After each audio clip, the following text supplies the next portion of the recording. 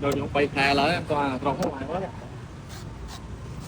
bay khai đó đã tôi đây còn đang bay phơ lấy còn này con nào tôi cho nó mới bên con lúa không con nào từ rồi bây giờ chơi năm hết năm đó thằng con tư rồi rất là vui kia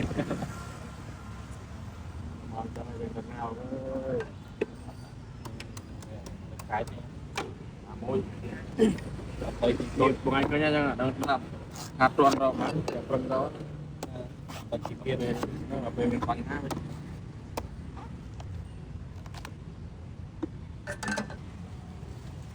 thì rồi bán nhập cái